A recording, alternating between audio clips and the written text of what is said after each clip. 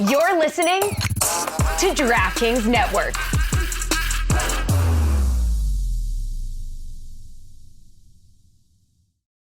This episode is brought to you by Shopify.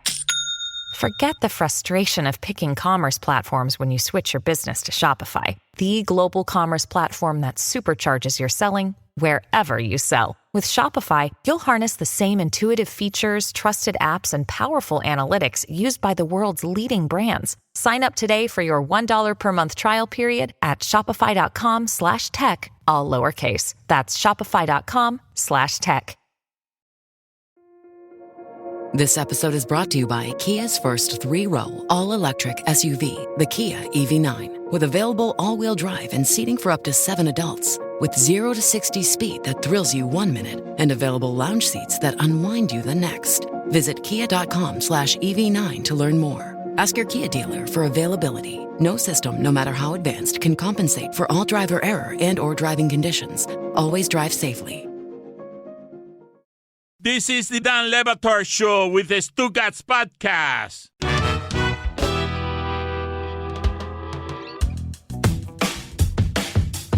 Time to talk basketball. Amigos basketball. He'll teach you basketball. Expert in basketball. He is a basketball expert, Stugotz. I don't know if you noticed, a couple of games in the 70s, there's a conspiracy that the league is trying to strangle scoring, and the referees are allowing more physical play. It's just Thibodeau. I mean, it's not just Thibodeau. Well, it's back-to-back games with the 76ers. He has held them in the 70s. 79 points each game, by the way. Okay, but I mean, is this a real thing that's happening? The idea that right after the All-Star break, we're going to officiate the games entirely differently. Is this a real thing or a conspiracy? I don't know if it's a real thing, but I do know that the games have been officiated differently, whether that's because there was a directive or because, it's a complete coincidence. Or as my buddy Ethan Strauss says, it's like... he said it's like someone saying to the police who didn't know there was a woman missing, look, there's no way I left a woman's body in the woods by the creek behind that farm. No way, no how, right? So the idea is like the league was asked about this before the All-Star break, and they said we haven't we haven't addressed it. That's something we got to look at. There's no push from anyone at the league office about this because we haven't examined it yet. But yet, after that interview was given, we see the results. I think it's because the refs are wearing the Emirates patches on their uniforms now. I think it's because the refs are wearing that little patch. They're like, we are serious now, and we're going to start doing things differently in this league. These two are bombing in from Oddball, and Charlotte, I wanted to talk about why it is that Kate Middleton hasn't been heard from in a while, and I was told you can't do it. Charlotte's not here. Yeah, thank you to everybody who had my back there. I've been dying to talk about this, Stan. All right, so we can do it now. No, but everybody has been. Right. Everybody has been around here, and so you'll forgive my ignorance here, but I have generally not... I've generally not been terribly interested in the gossip of the day around here, and you guys all whispering around about photoshopped mysteries around here, everybody wanting to talk about it has been a bit annoying. Huh. Annoying? That's not. What annoys you about it? Yeah. It's a missing person, Dan. Right. Maybe. Mm-hmm. We're not sure. It's the mystery of the century, people are calling it. Am I alone that I don't care at all about this? No, you're not. I'm right with you. You're with Dan and Roy, it seems. It's not that I don't care. It's your guys. You are alleging credibly abduction. No. No. Disappearance. Yeah. Now you've gone too far. Me and Stugotz were working on a top 5 reasons that she's gone. No one has seen her. Mm-hmm. They say that she had planned abdominal surgery in early 2024. No one has seen her since Christmas Eve. The problem here is that they had a trip booked. They had like official duties booked in early 2024. So would that have been a planned thing? People are saying she was rushed to the hospital December 28th, and everybody is clamoring for proof of Kate Middleton. And so the royal Duchess's, the Cambridge, the whatever their Nailed social it. media That's well handle put. is. Yes, thank you. Whatever. That's the official. Thank you, Jess. People did it. Thank you. Yeah. Kensington Palace. They put out a picture. Yeah. And it's a photo shoot. It was like Happy Mother's Day, and it's a picture of Kate Middleton and her 3 children. And if you look, it doesn't take an expert to see that they completely photoshopped it. And then instead of saying, hey, we photoshopped this picture for whatever reason, why wouldn't you just put out a picture? Put out a picture of Kate. Nope. We don't know where she is. We don't know what's going on. The palace said that Kate said, oh, I'm just dabbling in Photoshop, like any amateur photographer. Well, they photoshopped Joe Burrow over her head. I mean, Oh, wow. That's a good call. That's incredible. That Oh is yeah, Joe that Burrow. kid does look like Joe a Burrow. young Joe Burrow. Joe I get Burrow? what you're saying. I was wondering how we knew it was Photoshop, but apparently there are 16 Burrow. reasons how we know. There's like a photo here that points out every imperfection with the photo. Yeah, there's some like blurred pixels and stuff. It's weird. I love the idea of the heiress to the throne, right? Like the soon-to-be Queen of England at some point is dabbling in Photoshop. Like she takes her own pictures and photoshops. She doesn't have like a team of people to do that. No. I like to do it on my own. You know, and with the ones that I post to the public to show that I'm alive. I agree. It's a terrible excuse and one of many PR mistakes that have happened in the last couple months because as Kate Middleton has not been seen in public, conspiracy theories and just theories in general about where she is have been running rampant. And instead of just ignoring those, because people will convince themselves of anything if they think maybe something nefarious has happened, even if it hasn't, they decided to just feed this fire by putting out a picture that is now clearly doctored and that they had to admit was doctored. So overall, just a absolute masterclass in how to not do PR.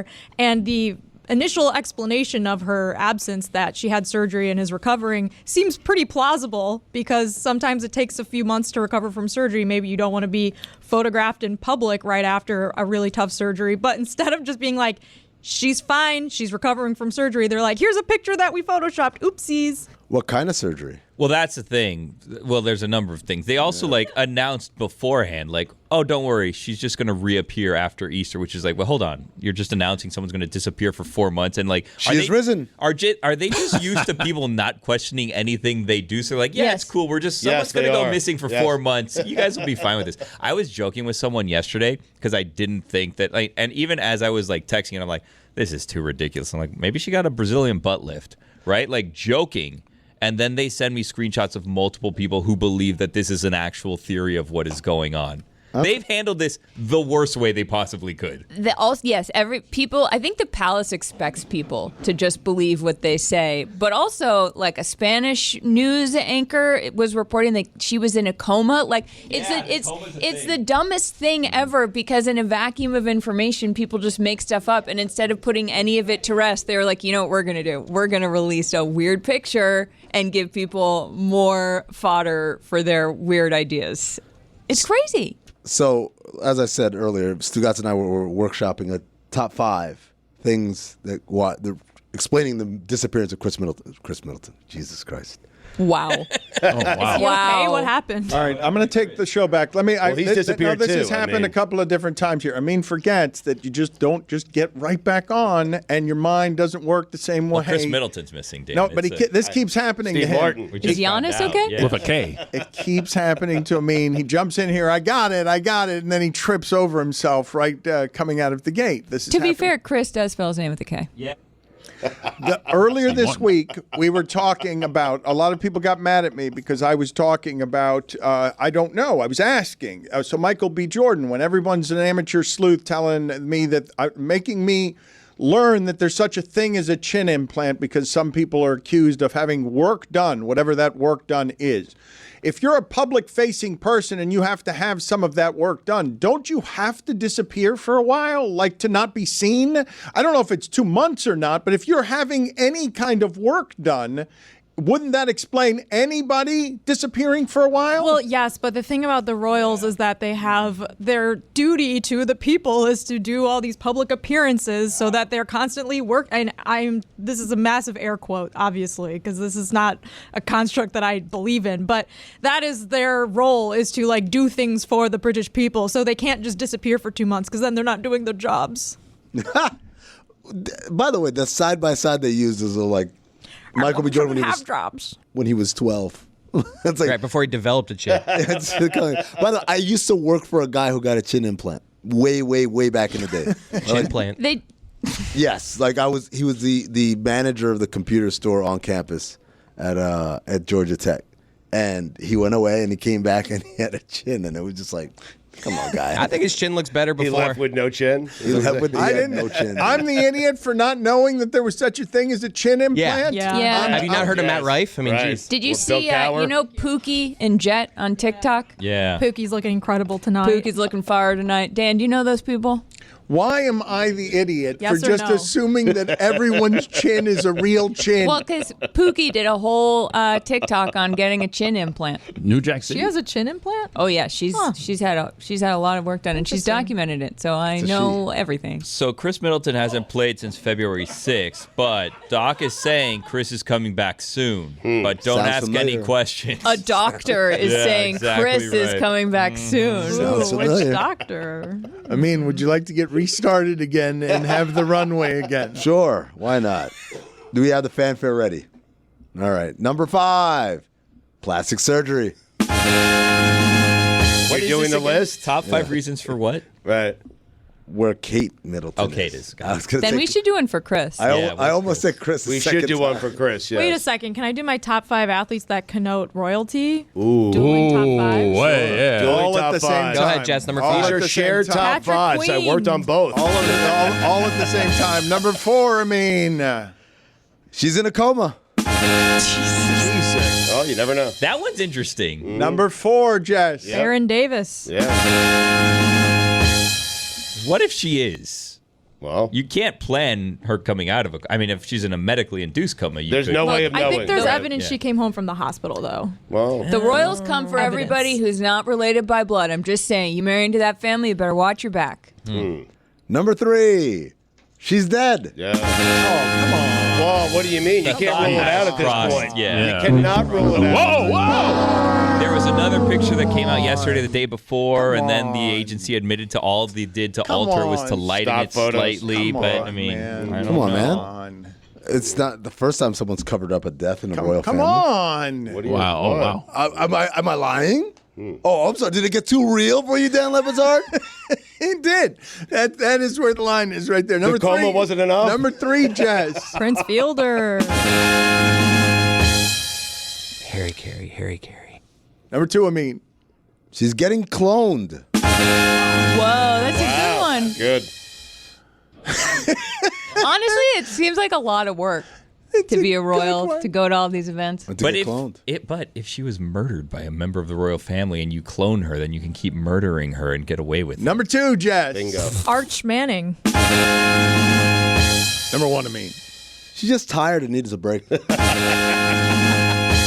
Number 1, Jess. Corn Elder. Wow, that's a callback right there. Is everyone ready? Everyone get out of the way because he's been working on it during breaks. He's ready to summon him right now. Everybody get out of the way. Here comes Harry Carey. Are you ready, everybody? I don't think Harry Carey would be. Well, that's not cool. Hey, everybody. Stop what you did. Only 10 more seconds. No. You've gone too far, Harry Carey. Hi, everybody. Stugotz here. Did you know that according to FBI property crime data, most home break-ins happen in broad daylight?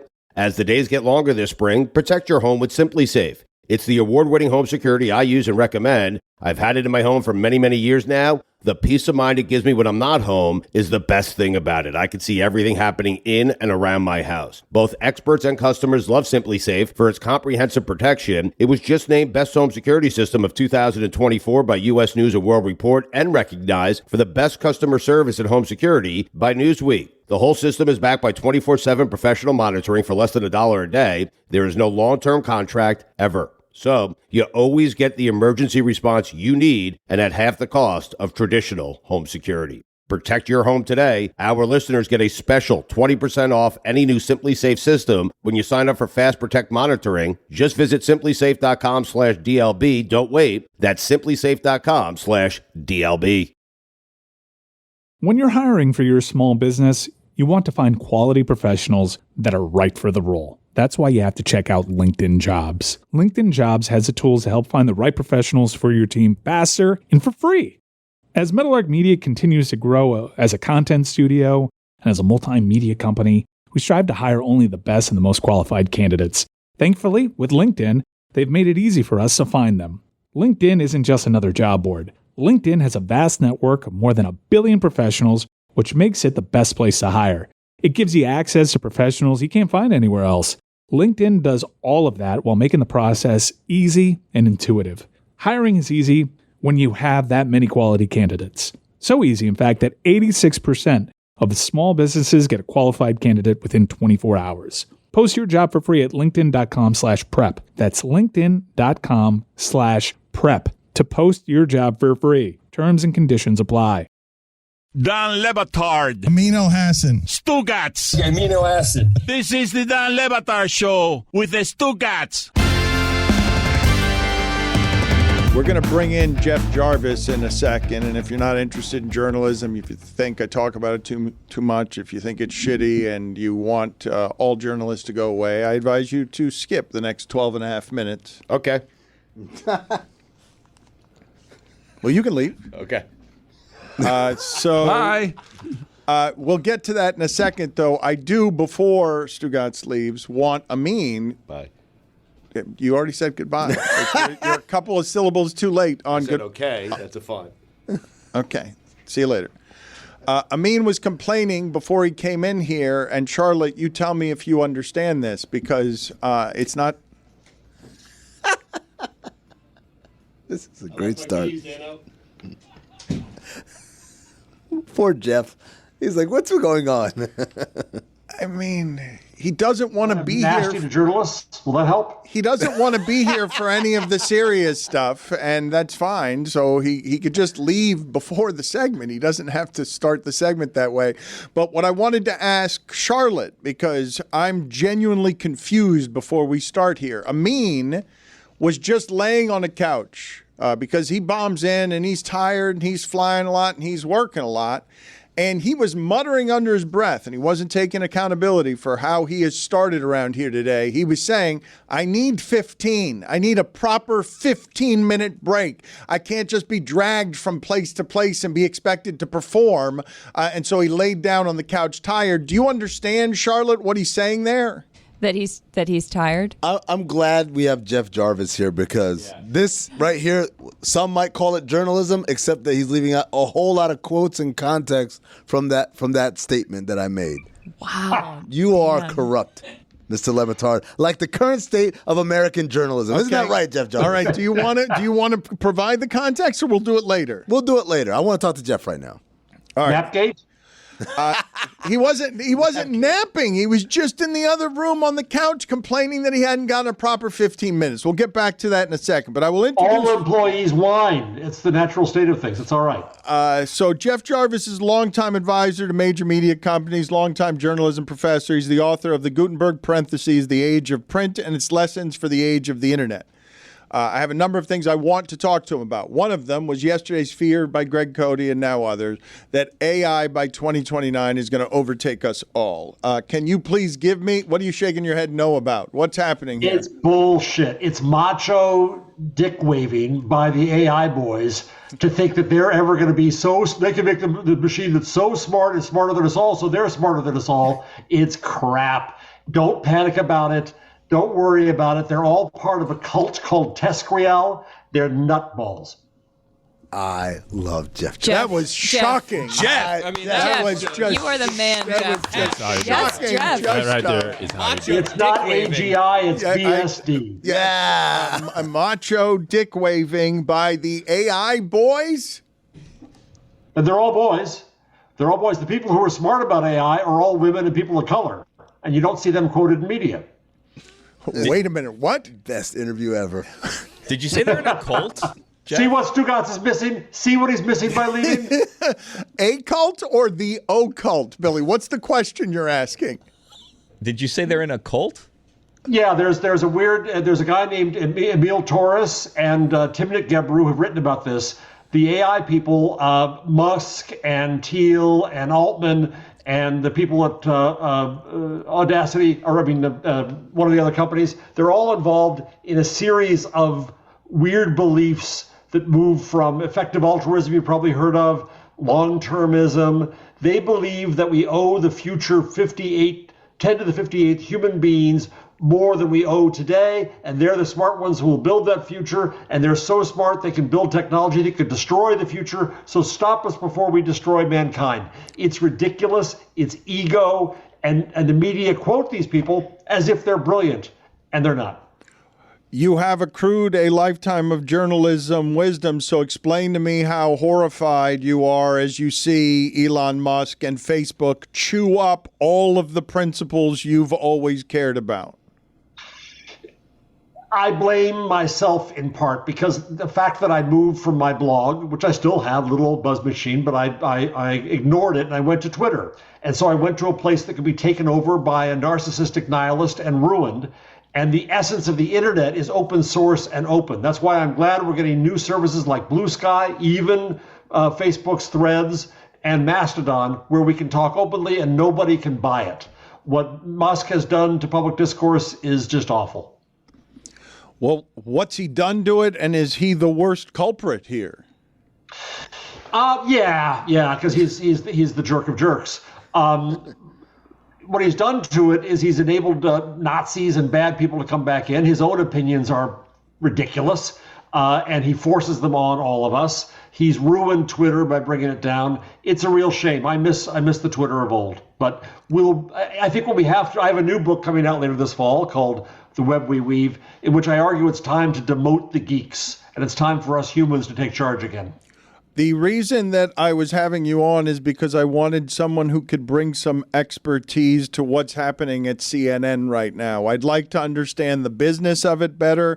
I'd like to understand why it is in such an important year that this feels like such a flimsy news outfit when it used to be a name for doing this correctly before profit became something that consumed the media game. Yeah, it's not just profit, it's lack of profit. It's the fact that the ad business, for reasons I don't know, I can't fully figure out, is taking a dive everywhere right now. And that may be just a momentary thing, but I think it's probably bigger than that. I think that marketers now, though, they can reach people directly, and every business is hurting. Vice is turning off its website. BuzzFeed is suffering. The New York Times is doing fine because it's the New York effing Times and it's like nothing else. But most media are having a bad time right now. And if you're at all weak, you're really having a bad time. And CNN, I think, tried to be the generic news. It wasn't just that they were trying to do it right. They were trying to be nothing from nobody, but and also to build that on celebrity. And they spent a fortune, millions and millions and millions of dollars on these people who do what you do, look at a camera and talk. And I don't think we need that. Now, I don't watch CNN that much. I'm an old-fashioned, plain old liberal, so I watch MSNBC. But I think that CNN got trapped in a vice between the left and the right and doesn't know where to turn. Thompson's a very smart guy. He ran the BBC, he ran the New York Times. He's trying like crazy, but I think it's going to be his toughest job yet. 8 months before Election Day, Dylan Byers at Puck reports, quote, a mere 6 months into Mark Thompson's tenure as the new CEO, the CNN panic rooms are already filling up with agitated and paranoid talent and executives who are second-guessing his new plan, end quote. Emily Smith at The Wrap reports CNN boss Mark Thompson is looking to fund his digital-first transformation by cutting anchor salaries, currently more than $50 million, as he seeks to remake the ailing cable network into a U.S. version of the BBC. Thompson, the former head of the BBC and the New York Times, has said he wants to unleash a, quote, revolution at the 43-year-old news network and will not spare the network's formidable talent roster. Am I talking about a dead network that's leadershipless because all of the systems in journalism are failing? I think Thompson is very, very smart. He did well at the Times, but he's inherited what looks like a snake pit of politics and egos. And for him to say he wants to be revolutionary, no, the revolution is happening outside there. Every newspaper chain in America right now, except for a few, is controlled by hedge funds. They're cutting them to the marrow. They're not investing. They're not innovating. I think it's time to give up on big old media. The same with linear television. You should replace them. Give up on big old linear TV. It's not working. And I think that what has to happen is, my students and my graduates who come out and are going to truly reinvent journalism and reinvent what we do. Because journalism, 40% of Americans avoid news actively. Only 30% of Americans trust news. News has damaged many communities in this country. News was run for too long by people who look like me, old white men. And it's got to be in a position where the voices who for too long were not heard can take over. And it's going to be messy. It's going to be spotty. But it's time to give up on the old, I'm afraid to say. And I say that reluctantly. I don't dance on the grave happily, but they're not doing well. Jeff, what do you say to your students when, I occasionally have someone be like, I want to do this. How do you do this? And I have no idea what to tell them. What do you say to the people you teach about, should you keep trying to do this as a career? And what is the future? It ain't easy, but I started 2 programs to try to answer that. One was an entrepreneurial journalism program to try to help students become responsible stewards in the field and to make enough money to buy their ramen noodles and do their work. The other is a program I'm very proud of called engagement journalism. I've left the school now, but I'm going to do it somewhere else, where we say, don't start with the journalism, don't start with your ideas, don't start with your biases. Start by listening to communities that for too long have not been heard in mainstream mass media, and serve them. Figure out how to do that. There are ways, I think, to serve the communities. Our engagement journalism students go out there, they get great jobs, they are the revolutionaries. But some of them, yes, do go to old newsrooms where they get frustrated and then want to leave the whole field. We lose a lot of talent, especially diverse talent in journalism, because they hit ceilings in the organizations they go to. But if they go to smart, new places that are willing to learn, there are jobs out there. There are ways to change journalism. You are a woke liberal kook. Yeah. Yep. All right. Good talking to you. Thank you, Jeff. We appreciate having you on again. Good seeing you. Always love it. I'll be here anytime you call. I'll be here. Jeff, before you go, is Kate Middleton in a coma, and are they hiding it from us? Not again. Not again. God knows. God knows. Well, put it this way. The entire royalty is a deep fake. There it is. Oh, my God. Yes. Oh, Jeff, my God. you rule. Thank you. My God. Shocking Another standing allegation. ovation. A shocking allegation. Amazing. A standing ovation is a yes. Twice. This episode is brought to you by ABC. Station 19 is back for its final and hottest season yet. Andy finally becomes captain, and she's going to give it her all to be the best leader the station has ever seen. Will she succeed? Get ready for fiery new romances and high adrenaline rescues. Watch the Station 19 season premiere Thursday at a new time, 10/9 Central on ABC, and stream on Hulu.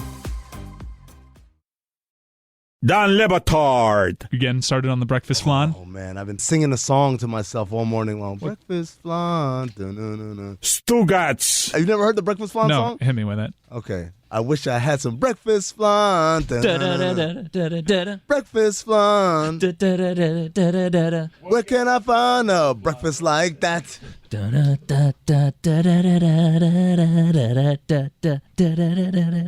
This is the Don Le Batard Show with the Stugotz.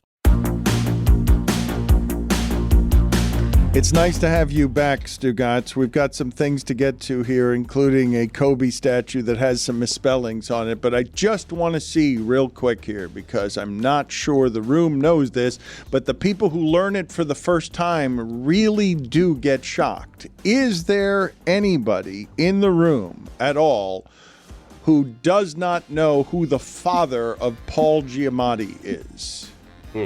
Is there anyone in the room who just has no idea who Paul Giamatti's father is? Paul Giamatti has a father? Oh my God. I know half the answer. I can't remember his name, but I know what he used to do. Is it Same. Okay? Oh, I know his dad. It's Mr. Giamatti. Yeah.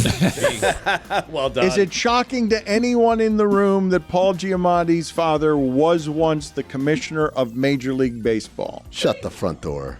No. And stuff at Yale, right? Well, but more famously, he banned Pete Rose from baseball and then died like 5 months later. That's what he's known for right there. Yes. Wait, that was him? Dying? Yes. Well, no, right after he banned Pete Rose. Yes. He banned Pete Rose for life. Follow-up. Right. Pete Rose is still trying to get into the game. Still trying, and he can't because the ban was for life. It was a serious ban, and then Paul Giamatti's father soon thereafter died. Do you think Pete Rose hates billions? And Paul doesn't like to talk about it. Like, he doesn't like to talk about his dad and what he did to Pete Rose in interviews and stuff. Oh, it's specifically about Pete Rose, not just about his dad. Is he on Pete's side or he's on his dad's side? I think he doesn't like to answer those questions. Like, Wow. people are always like, Correct, should yes. Pete Rose be in the Hall of Fame? And he's just like, I'm going to sit this one out. But then Pete Rose must really hate billions then. It's like, oh, this bastard, just throw me a bone here. Your pops isn't even here anymore. But if he agreed with his dad, right, he would say it. Stugotz, imagine this. Imagine Paul Giamatti opens up and says, right before my father passed away, he said, maybe I was a little too harsh on Pete. Like, how would Dying words? Yeah, it's like, maybe I was a little too harsh on Pete. It's just a lose-lose for Paul Giamatti in the headline. He could save Pete Rose's career or his legacy. He could. All he has to do is say that, and then Pete Rose is vindicated. Is he even a baseball fan? Maybe he just doesn't care. Oh, man. Has anyone asked Paul about sports recently? He's one of the great actors of our time, correct? Like, he's going to go down in whatever it is you throw of this era's great actors. If I gave you 10 of them, 20, you got... Yeah, like 20. 10's pushing it? 10, yeah. Really? Yeah, 10's he's a great actor. He's a great actor. I can name 10 that are better. Okay, but Let's do it. Who are they? Stallone. Amin. Oh, Jesus. Kurt Russell. Stallone and Kurt Russell begins the bidding. Val Kilmer. Okay, there we go, ladies and gentlemen. Liam Neeson. That's it. Val Kilmer was such a weird take from Stu on Monday. De Niro, Great Pacino, actor. Val Kilmer was his third. Like, you could give him... What? Yes, that's That how was he did his it. Top Gun, huh? He said, those were his top three. Tombstone. There is no telling what He was great in that movie. His best role. Stole the show in Top Gun Maverick. Yeah. He too is about to come back out with Adam Driver. It's they're remaking everything. They're remaking American Psycho. Their Roadhouse is being remade. The director's pissed off because it's only on Amazon and he wanted a theater release. He's being quoted, Roadhouse, the remake of Roadhouse. You've done that? Have you done? Can I just say that the last few times I've been here on the show, Roadhouse has come up, and I don't hear it. I don't hear it anywhere else in my life except for here. I'm like, what? Every couple of weeks for 20 years now. Okay. And Point Break as well. Yes. Point Break. And Tango and Cash. Yeah. Speaking of Point Break, Wild. did you guys see that Cobra. Breakpoint, the Netflix show about tennis, has not been renewed for another season? Really? Really? Did you watch it, Stu? You're probably our resident tennis guy. I watched it I watched one episode of one season, and it wasn't very So you're good. the reason. Yeah. I love that our resident tennis guy is just a guy who once returned half of a serve while smoking a cigarette It's off. pretty impressive. I mean, From Riley Opelka, yes. That's our resident tennis guy. They tried to do the Drive to Survive of tennis. They've done it now with golf, too, which I've watched all of these shows at this point, and none of them quite have been able to get to what made Drive to Survive really hit in 2020 and 2021. And I'm not exactly sure what it is, but I did like the idea of a tennis show, but it was not interesting to me at all. Here's the problem, right? Number one is Drive to Survive. What made it successful is it took people who did not care about this sport and made them invested in it, right? That's number one. And the other ones, all the spin-offs, seem to be preaching to their choirs. If you're a golf fan, I'm sure you love the golf one, but for someone like me who's not interested in golf, it was incredibly boring, right? Number two, and this one's really big, Drive to Survive had everybody, right? It had all the main characters of Formula One, right? For the most part. Yes. Well, Max Verstappen wasn't in one of the seasons because he didn't want to participate. Lewis Hamilton wasn't really featured in all of the seasons. When it started, it had great buy-in, right? The tennis one, the biggest guy was Nick Kyrgios.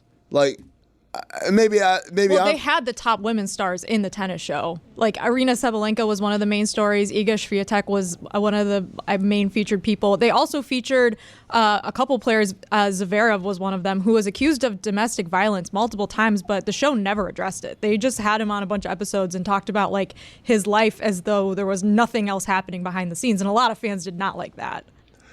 It seems to me, correct me if I'm wrong, and this happens all the time in entertainment, is that F1 almost created its sport around its reality series, and then everyone rushed into the breach and says, we'll do one of those, we'll make our sport bigger too, and none of the original magic can be recaptured because there was something about the original magic that made it special. Well, Julia Alexander at Puck News has an article out actually about Netflix live sports. Vulcan Chess is the title, because basically instead of getting the rights, Netflix was building the, quote, drama of sports and trying to do all of these sports adjacent things so they don't have to pay for the rights, but they get Drive to Survive. But now there are too many of these. There are too many documentaries about the live thing that the market doesn't really want them and it can't support it. And also, if they're not great, then what are you going to do?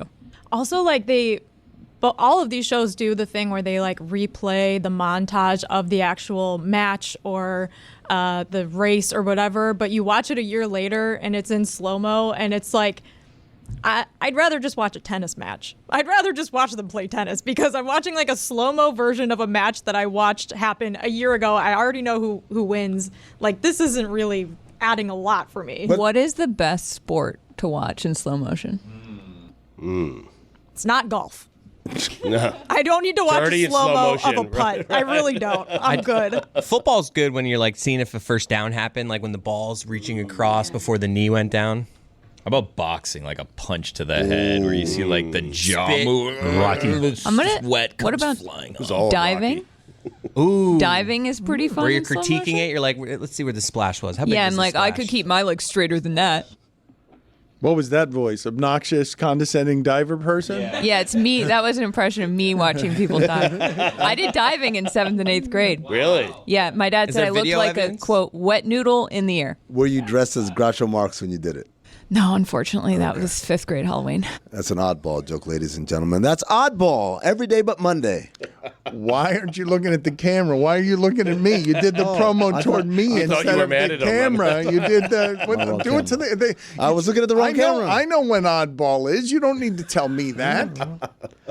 To answer Jess's question, though, I think the problem is the show should not be for someone who would watch the tennis match. The show should be for someone who's like, I never watched tennis. Like, oh, but I'm invested. So the perfect example of this, other than Drive to Survive, is Welcome to Wrexham, where they built this entire reality show, and you're invested in seeing whether this team makes it to the top or not. But I'm not invested enough to watch like 17th division English soccer. I just don't care like that. But I was invested into the show. But what happened was after season 1, it was so popular that people actually started following Wrexham and giving results and stuff like that. I'd see them on the bottom line on ESPN. I'm like, well, thanks for nothing. Now I'm not going to watch season 2.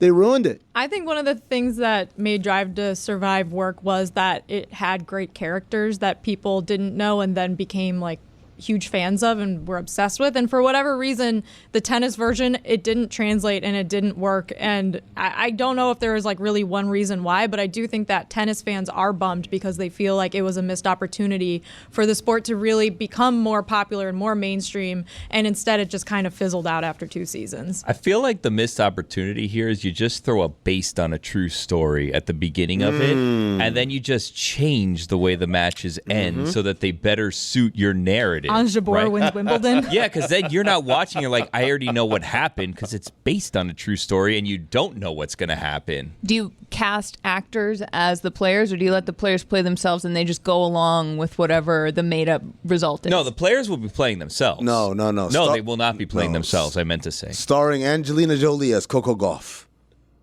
Well, that would be a stretch. Why is that? Hollywood says, why is that, Billy? What's a stretch?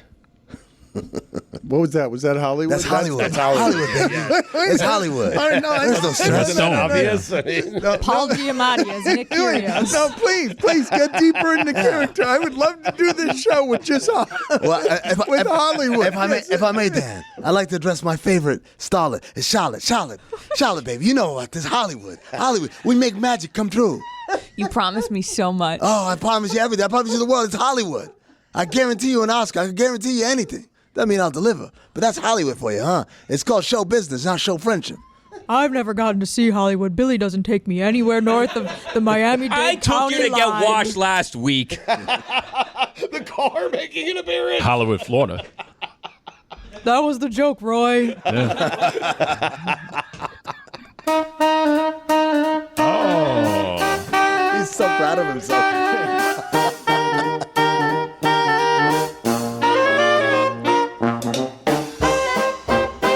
It's time for Against the Spread. Against And it is brought to you by DraftKings. Stay tuned because you'll hear more about DraftKings and all it has to offer throughout the show. DraftKings, the crown is yours. Roy Bellamy, kick us off. All right, we got the Avalanche and the Canucks tonight. The Canucks are 25-8 as home favorites this season, but the Avalanche are 2-0 against them this season. Both of those games were at Colorado, and they have a guy named Nathan McKinnon who might win the Hart Trophy this season. He has a 7-game goal streak so far. The Avalanche are road dogs at 1.5.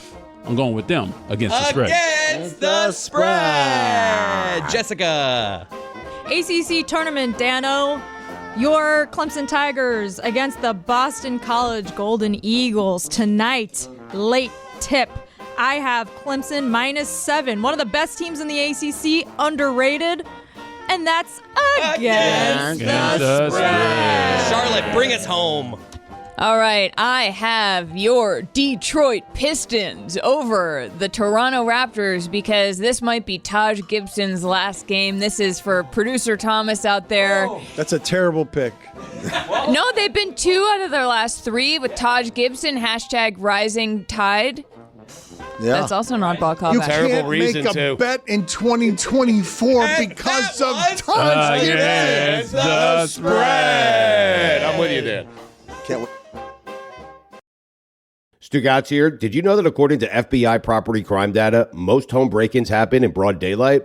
As the days get longer this spring, protect your home with Simply Safe. It's the award-winning home security I use and recommend. I've had it in my home for many, many years now. The peace of mind it gives me when I'm not home is the best thing about it. I can see everything happening in and around my house. Both experts and customers love Simply Safe for its comprehensive protection. It was just named Best Home Security System of 2024 by U.S. News & World Report and recognized for the best customer service and home security by Newsweek. The whole system is backed by 24/7 professional monitoring for less than $1 a day. There is no long-term contract ever. So you always get the emergency response you need and at half the cost of traditional home security. Protect your home today. Our listeners get a special 20% off any new Simply Safe system when you sign up for Fast Protect monitoring. Just visit simplysafe.com/DLB. Don't wait. That's simplysafe.com/DLB. Join us today during the Jeep Celebration event. Right now, get 20% below MSRP for an average of $15,178 under MSRP on the purchase of a 2023 Jeep Grand Cherokee Overland 4xE or Summit 4xE. Not compatible with lease offers or with any other consumer incentive offers. $15,178 average based on 20% below average MSRP from all 2023 Grand Cherokee Overland 4xE and Summit 4xE models in dealer stock. Residency restrictions apply. Take retail delivery from dealer stock by 4/1. Jeep is a registered trademark.